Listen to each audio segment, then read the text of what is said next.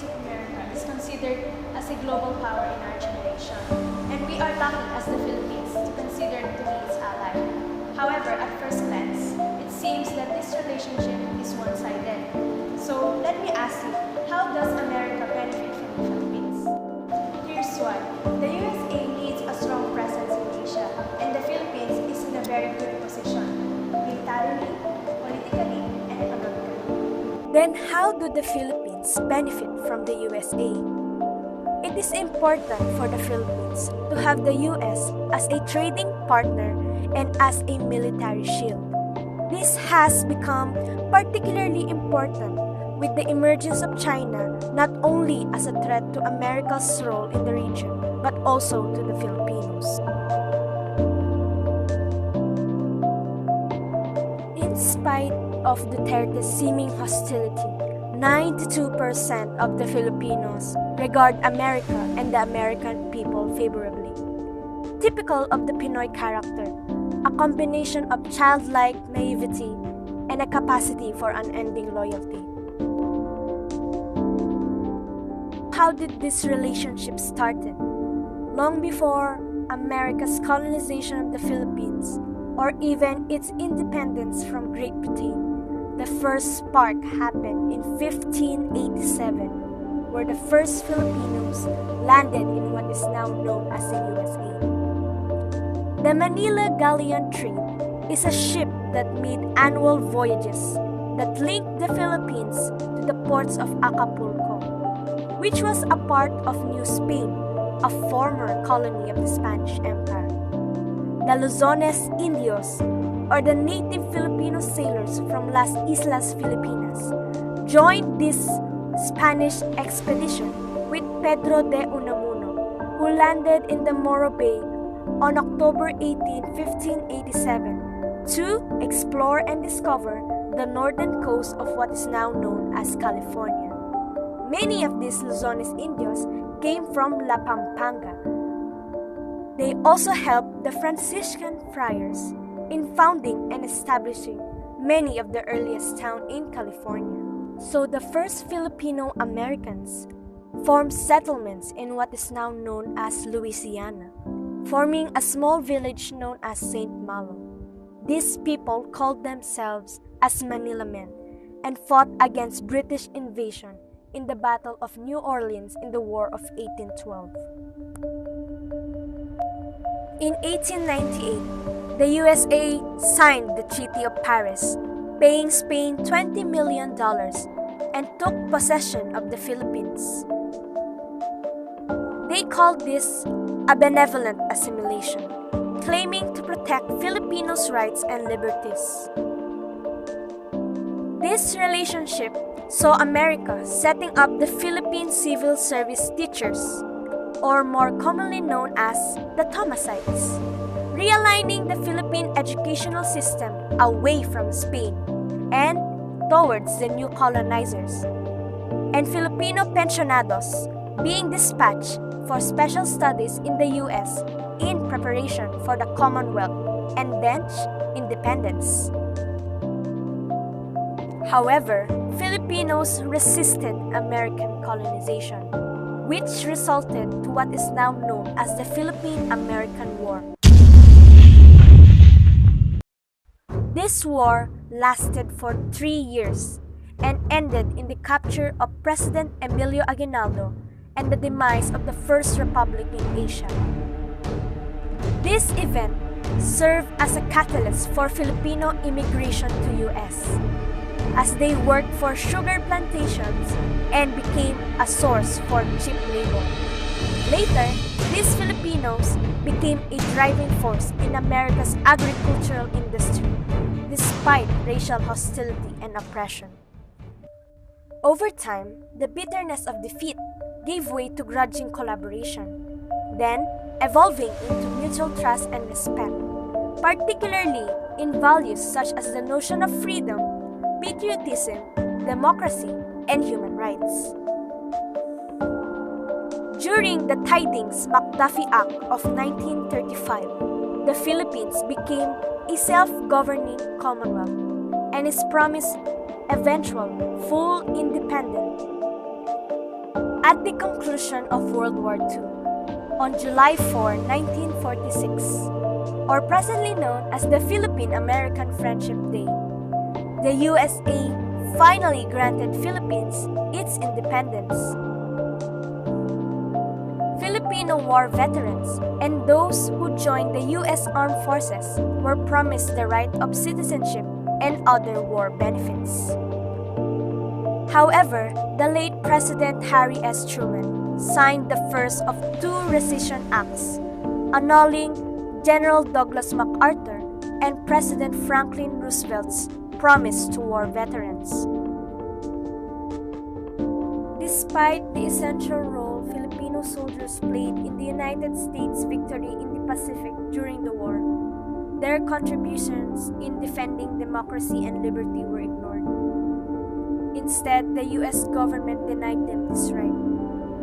Filipino veterans were not only deprived of combat pay, they suffered severe humiliation, painful loss of dignity and honor, and the shameful betrayal by a nation whom they served with loyalty and uncommon valor. Of the 66 allied nations who fought with the U.S. in World War II, only the Philippines was singled out by the Rescission Acts of 1946. In 2009, almost 63 years later, Congress eventually granted them one-time lump sum payments as financial compensation in what is now known as the Filipino Veterans Equity Act. Finally, in November 2016, Congress passed the Filipino World War II Veterans Congressional Gold Medal Act of 2015. It took more than 70 years for the United States to affirm its appreciation and thanks to the Filipino war veterans.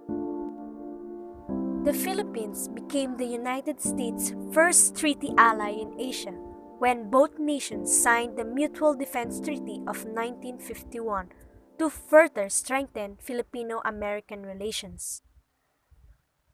The overall accord contained 8 articles and dictated that both nations would support each other if either the Philippines or the United States were to be attacked by an external party.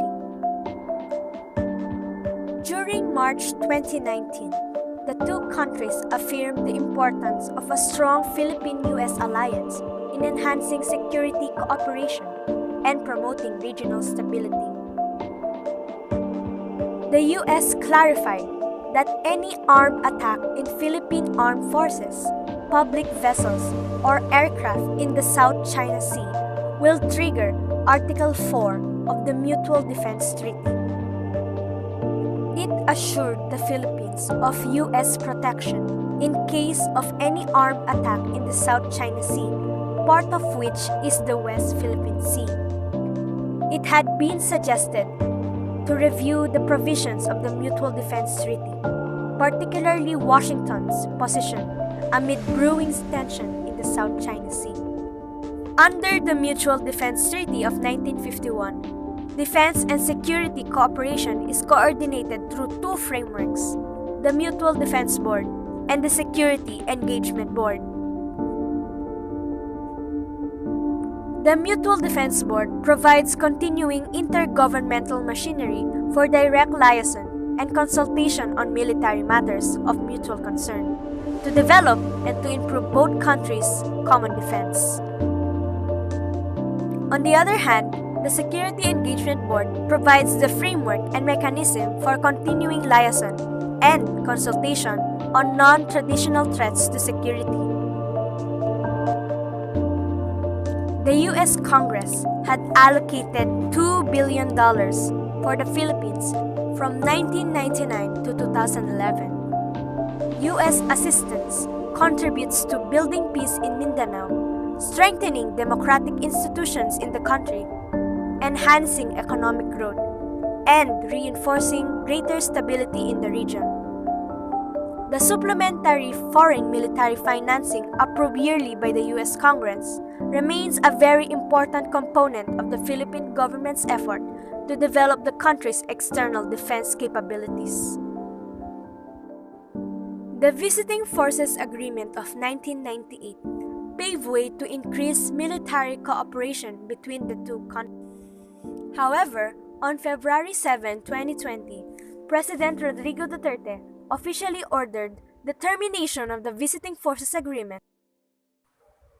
The 2014 Enhanced Defense Cooperation Agreement aims to enhance cooperative capacities and efforts in humanitarian assistance and disaster relief between the two countries. It allows U.S. forces access to and use of designated areas and facilities owned and controlled by the armed forces of the Philippines at the invitation of the Philippine government. It contains a clear provision that the U.S. will not establish a permanent military presence or military base in the Philippines. It also contains a prohibition of entry to the Philippines of nuclear weapons. As we all know, the USA is among the Philippines' top trading partners, and it traditionally has been the Philippines' largest foreign investor. The Philippines has also been among the largest beneficiaries of the Generalized System of Preferences program for developing countries, which provides preferential duty-free access to the U.S. market. Under these bilateral economic relations, key exports to the United States include the following: semiconductor devices, computer peripherals, automobile parts, electric machinery, textiles and garments, wheat and animal feeds, coconut oil, information technology, and business process outsourcing services. On the other hand, Philippine imports include the following: raw and semi-processed materials for the manufacture of semiconductors, electronics and electrical machinery, transport equipment, cereals and cereal preparations, and many more. I hope we all learned something new today. The US and the Philippines may be drifting apart for now, but we must always remember that decades of history serves as a foundation between this dichotomous relationship, meaning that although the Philippines may be aligning itself with China and Russia, Filipino-American relations will always remain steadfast and beneficial.